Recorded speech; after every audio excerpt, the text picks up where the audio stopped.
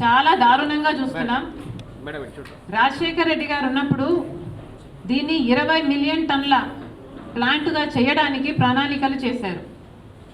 మరి జగన్మోహన్ రెడ్డి గారైనా చంద్రబాబు గారైనా ఒక్క రకంగానైనా స్టీల్ ఫ్యాక్టరీని ఆదుకున్న వాళ్ళ ఈరోజు ఇన్ని మాటలు అంటున్నారే.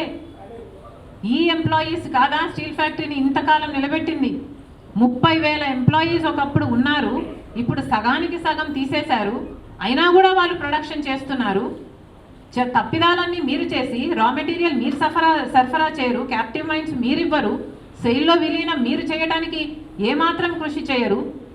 మొన్న క్యాప్టివ్ మైన్స్ ఇవ్వడానికి మిట్టల్ పక్కన స్టీల్ ఫ్యాక్టరీ ఉంటే ఆ మిట్టల్ స్టీల్ ఫ్యాక్టరీకి క్యాప్టివ్ మైన్స్ ఇవ్వడానికి తెలుగుదేశం పార్టీ ఎంపీలు అందరూ వెళ్ళి మినిస్టర్ని కలిసారే. మరి స్టీల్ ఫ్యాక్టరీకి అడగాలని మీకు అనిపించలేదా? సో మీ బాధ్యతగా మీరు చేయాల్సింది ఏ పని చేయరు, పైగా ఇప్పుడు నిన్న ఎంప్లాయీస్ మీద పెడతారా?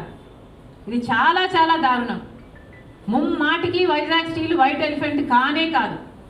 కేవలం ఇది అదానికి ఇవ్వాలి. బీజేపీ మనిషి అదాని.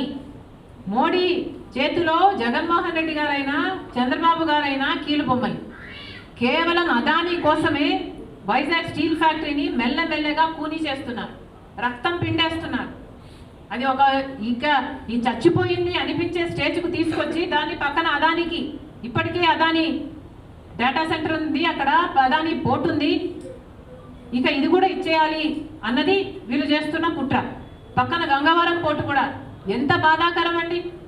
రాజశేఖర రెడ్డి గారు 30 ఏళ్లలో గంగవరం పోర్టు మళ్ళీ ప్రభుత్వం చేతుల్లోకి రావాలి అని ప్రణాళిక చేస్తే సొంత కొడుకై ఉండి జగన్మోహన్ రెడ్డి గారు కేవలం 600 కోట్ల రూపాయలకి అదానికి గంగవరం పోర్టుని ఇచ్చేయడం జరిగింది. ఇది అన్యాయం కాదా? ఏ ముఖ్యమంత్రి నిలబడ్డాడండి విశాఖ స్టీల్ కోసం?